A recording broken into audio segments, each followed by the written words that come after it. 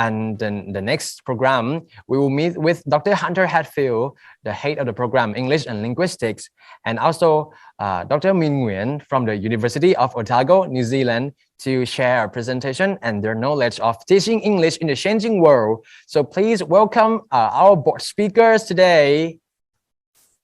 All right. So thank you very much for being here today, and it is my pleasure to share with you about the practice of teaching English in today's globalized world. And I will talk about the diverse situations in which people use English and learn English around the globe, and the implications of these globalizations of English for teaching English to speakers of other languages. Right, so oops. So I hope that you can you see my slides? Yes. Yes. Okay. Right, good. Yes, so it is no doubt that English is an international language. And we know that it is being learned and spoken all around the world, right? According to a report by the British Council, then it is estimated that approximately 2 billions of people, 2 billions, okay, currently speak or learn to speak English worldwide. A majority of these people are second language speakers of English. And this vast number of second language speakers of English has made English the world's most commonly studied language. And one observable effect of this widespread of English is that there is no single version of English used in the world. People just use English in so many different ways throughout the world. People sound differently, use vocabulary differently, and they also have different ways of expressing meanings and intentions. They're not only American English, British English, but also Australian English, New Zealand English, Canadian English, and there are some other varieties of English, many other varieties of English as well. So the term world Englishes is used to describe this diversity. According to Kutch, then world Englishes fell into 3 categories. Okay, right. So the inner circle here, right, including all Anglophone countries, where English is the mother tongue of the majority of people. So those are countries like Australia, Canada, Ireland, New Zealand, Britain, and America. The outer circle, including countries which are former colonies of Britain or of the United States, where because of the historical links to the UK or USA, English is used as an official language. Examples of those countries are Bangladesh, India, Malaysia, Pakistan, the Philippines, Singapore, Sri Lanka, South Africa, and so on. And then people in these countries can use English fluently for virtually any type of communication. And then, of course, we have the expanding circle, meaning all the remaining countries in the world where English is learned as a school subject, as a foreign language. And examples are Vietnam, China, Thailand, Hungary, and so on. So we may wonder, we may wonder how people outside the inner circle use English, right? And in what way their use of English may be different from English used by the inner circle speaker. Now, the picture that I've shown here, right, on the right here, shows a linguistic landscapes of a multilingual outer circle country. Okay, this is actually a safety sign, usually found at construction sites in Singapore. And the warning is given in 4 different languages: English on the top, Chinese, Chinese Mandarin, Tamil, and Malay. They're all the major ethnic languages of Singapore. So you can see that the outer circle countries have their own languages or languages long before English is introduced into those countries. And after its arrival, English is used alongside the local languages and serve a designated purpose in the community. For example, English is used as a means of communication in the government, administration, business, and education, as well as a lingua franca among different ethnic groups in Singapore. And part of the populations in the outer circle may also speak English at home, and their children may grow up acquiring English at the same time with another home language. So if we reflect on those situations, we can see that they're totally different, right, from the situation of the inner circle monolingual countries, where perhaps English is the only one recognized or de facto national language. And because of the contact with the local languages, English is said to have become localized or nativized. That means the way English is used in those countries can be very different from the ways that English is used in the inner circle countries, right? In terms of sounds, intonation patterns, sentence structures, words, and expressions. And here are some examples of how English is used in Singapore, Malaysia, and Hong Kong. So you can see that articles are often omitted. Forms of quantifiers are used differerly. So instead of saying a number of people, for example, Singaporeans may say amount of people. Collective noun nouns, non-count nouns are used as count nouns. So furnitures, equipments, researchers. Redundant prepositions, discuss about, study about, or direct translation of idioms and pragmatic particles from local languages. So it's very common to hear Singapore people, right, greet each other, not by saying, how are you, but have you eaten or where are you going? All right. So, these differences are more evident in spoken, right, than in written language, particularly in informal settings.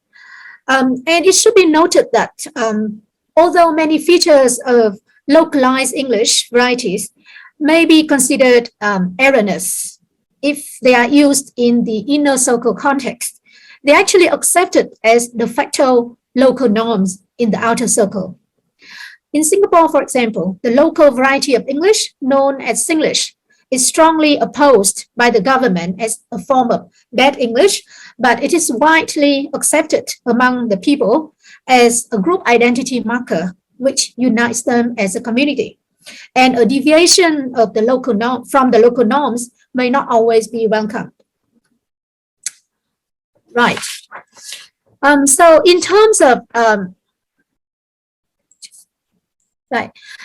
so in terms of the goals and standard for English language teaching, how are outer circle Englishes treated in relation to inner circle Englishes?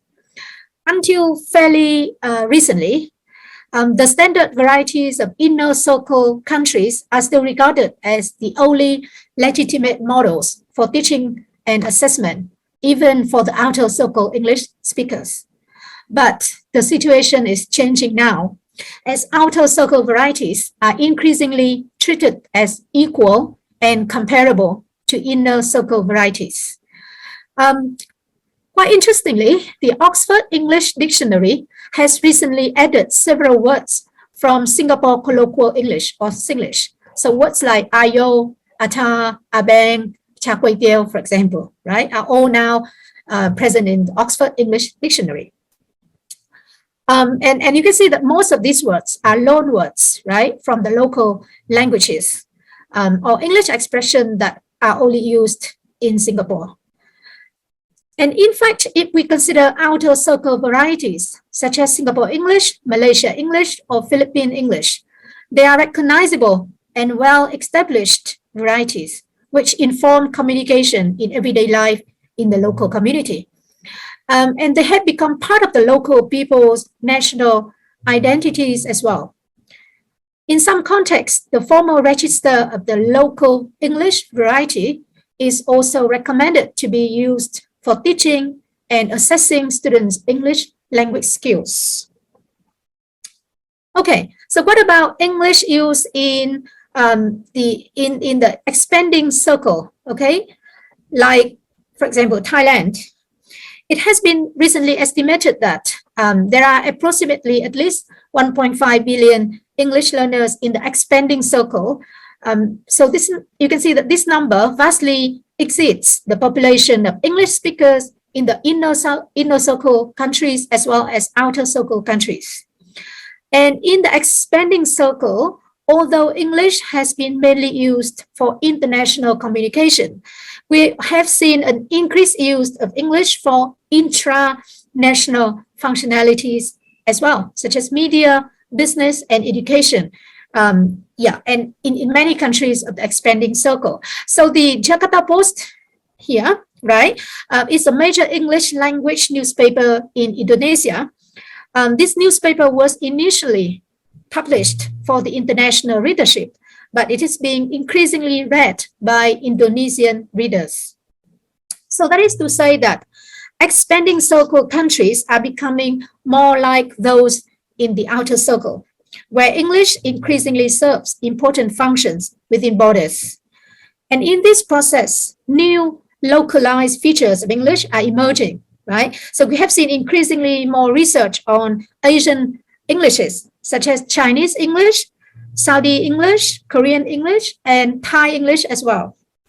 And some scholars have even predicted that because of the rapid increase in the number of English users and the growing status and expanding functions of English in the expanding circle, an end to the English as a foreign language status in many countries in this circle.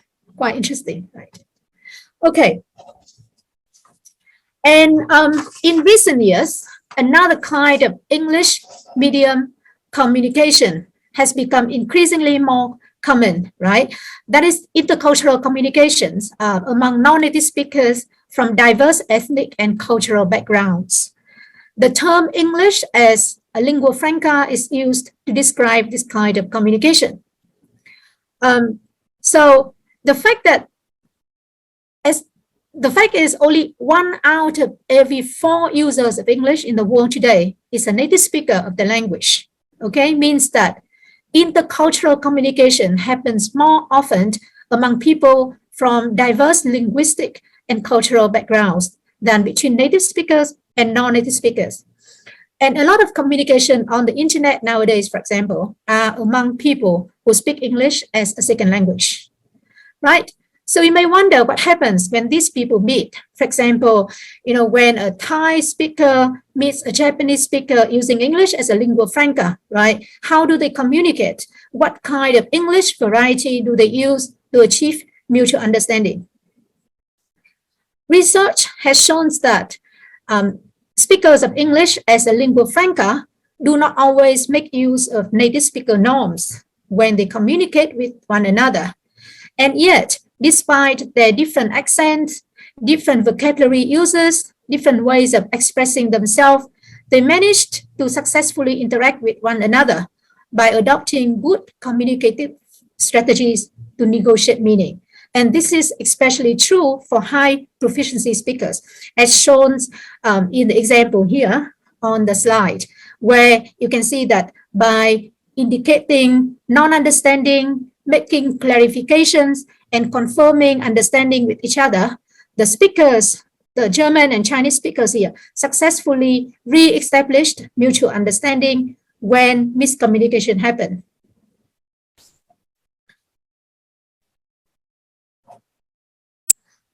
In terms of non-native accent and pronunciations, researchers studying English as a lingua franca communication, such as Jenkins, have found that not all non-native phonological features lead to communication breakdown, right? So differences in, for example, pronouncing certain consonant like the, right, and the, okay, or the, for example, word stress, vowel quality, rhythm, directions of pitch movements, for example, right, would not break down communication.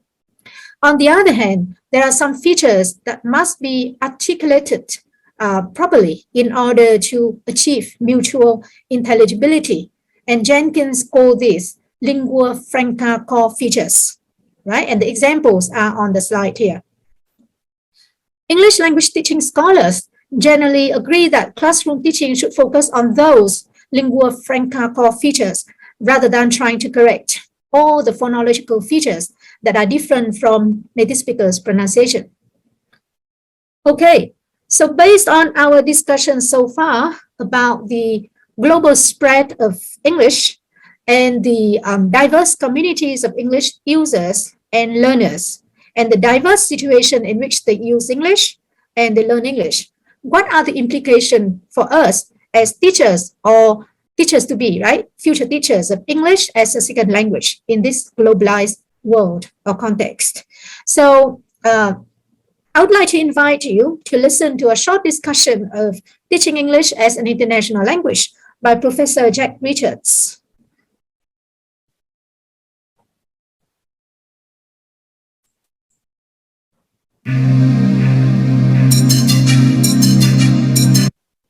Yeah, sorry.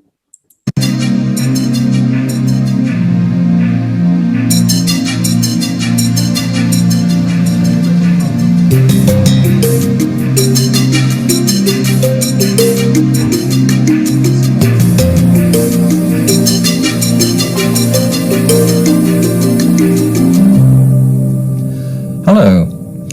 Today I'd like to talk about the notion of English as an international language. It's a term you've probably heard, and it's a different way of thinking about the role of English in the world today. In the past, we used to think of English as being the property of the English-speaking countries. In other words, you spoke British English if you were in Britain, and American English if you were in North America, and so on. These days, however, English has become a world commodity. It belongs to anybody who wishes to learn it and use it. It doesn't belong to the traditional homeland countries where English is spoken. And for this reason, the term English as an international language is increasingly being used. When we talk of English as an international language, we might be thinking of English as is spoken by Germans speaking to French-speaking people, by Chinese businessmen speaking to Japanese counterparts, by Brazilians speaking to Mexicans, and so on. In other words, the parties involved may both be learners of English as a second language or users of English as a second language. And so when English is thought about in these contexts, it's not so important that we imagine that we're learning English in order to understand and identify with the culture of the United States or the culture of Britain or the culture of Australia or whatever. In other words, English has become more of a neutral commodity, detached, if you like, from its historical homeland, if you like, and become something that anybody can use according to their needs and circumstances.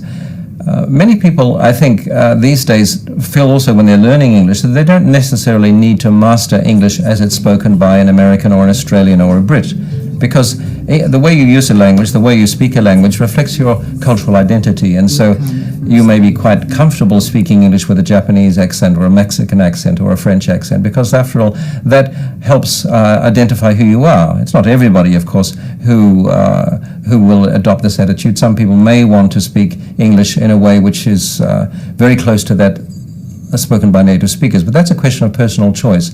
So when we think of English as an international language, we're thinking about the way English has spread around the world, the fact that it's become an international commodity, if you like, used by different people in different ways according to their own needs and circumstances. And this raises implications for teaching. We want our students to hear these different varieties of English, to be comfortable using English as they do, with the kind of fluency that they feel comfortable with, and not to feel that they have failed to learn English simply because they use English with a local pronunciation and some features that may be transferred from their mother tongue. So in teaching then, we need to be careful in terms of our attitudes towards the kind of English our students hear and the kind of English our students produce. Let's be more flexible, let's be more tolerant. Let's acknowledge the fact that English is an international language and can be used by different people according to the circumstances and the purposes for which they need it. All right. Yes, so I hope that the video has given you some thought, and to conclude my talk, I would like to encourage you to think further and reflect on what teaching English in the changing world means to you as future language teachers. Thank you very much, and now I'll give the floor to my colleague, Dr. Hunter Hatfield. Thank you very much, Min, for that great discussion of the global picture of English today. I have a very short talk that I'd just like to present with a bit of research that we've done.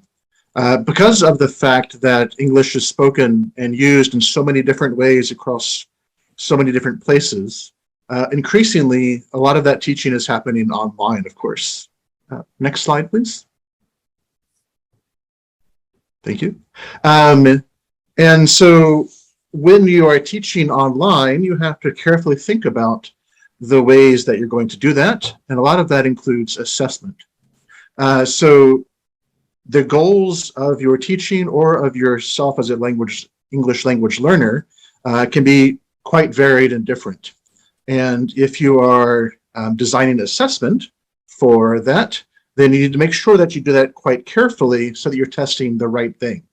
It's very easy to want to test one thing, but accidentally test another thing.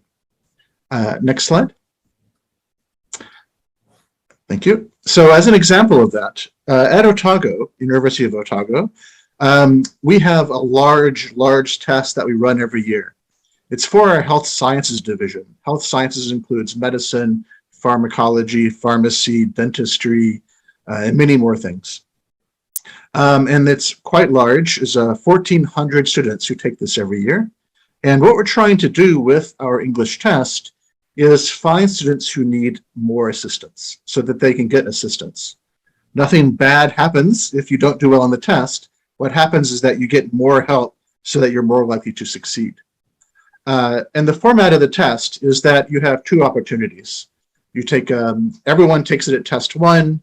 Most people pass it. 1,400, over 1,000 of them will pass it on their first try, but several hundred, 300 or 400, often do not pass the first try, and so they get a second chance.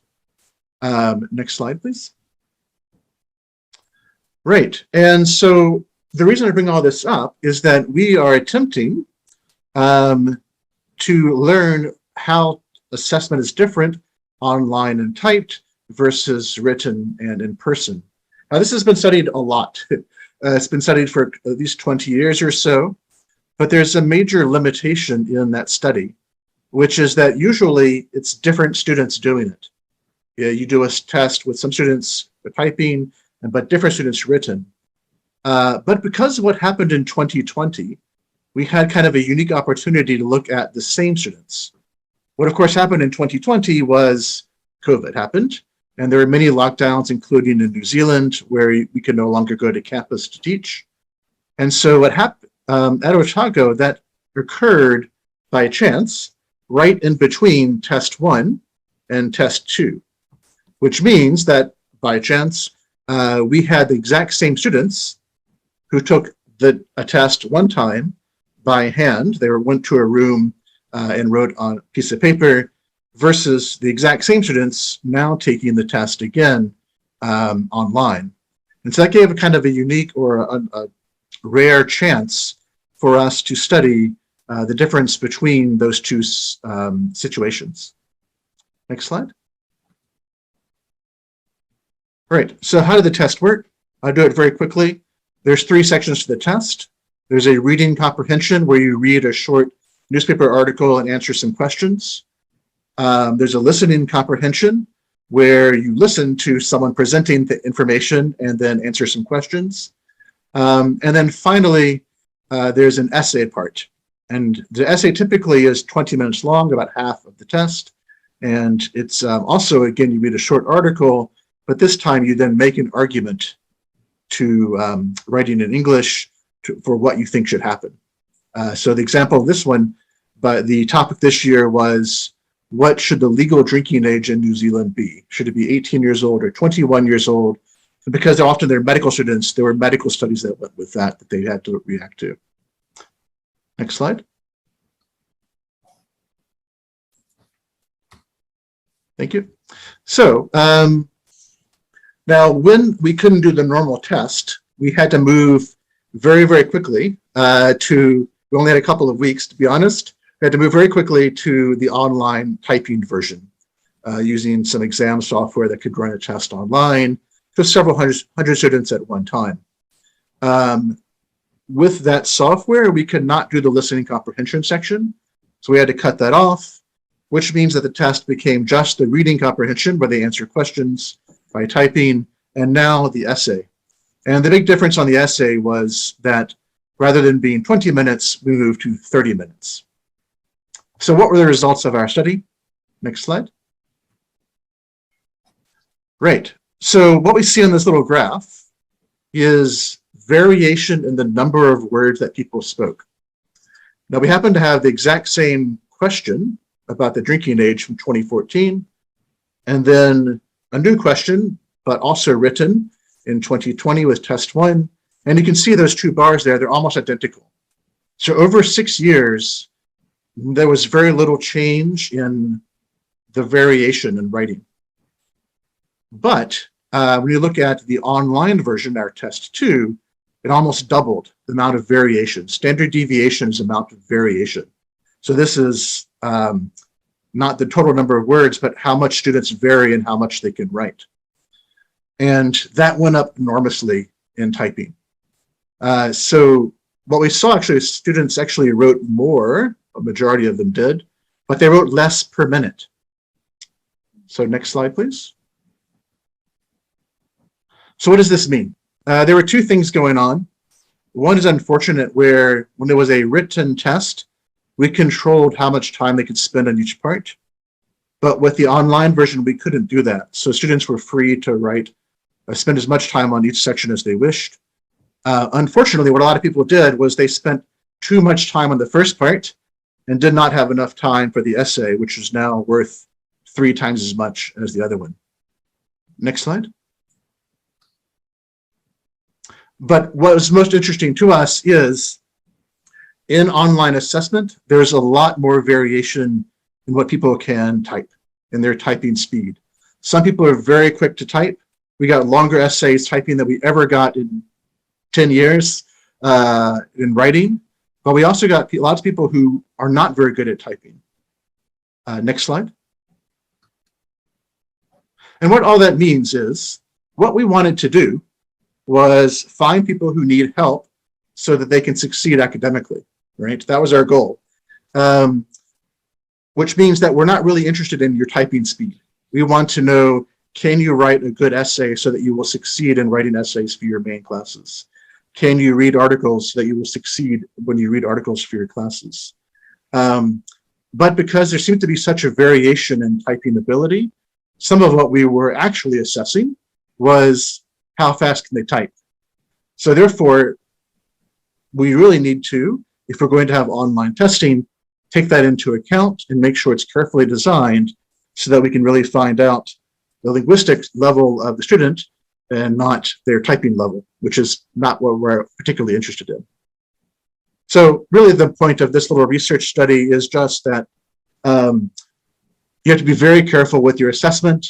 The online world, which we're doing more and more with the global Englishes, the assessments there are not, you can't just copy what you did before and do the same thing again, because there's going to be changes based upon that medium.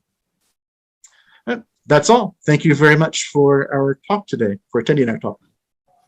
So our webinar today has been to an end. Yes, and for the degree program, if anyone interesting, you can also ask more detail from the QR code, as you can see in the background slide of mine, the IBEC Lines official account, and also NZ English, the immigration. And also today, I think everyone got a new knowledge from Dr. Hatfield and from the University of Otago. And if anyone interested in the University of Otago or Thurikit Bandit University, you can also apply the dual degree program before the 22nd of August, before the semester start. And so also, I would like to thank you to the participants today and also honorable guest. So I would like to say goodbye to everyone for now and hope we can see you again. So for today, thank you everyone. Goodbye. Bye bye.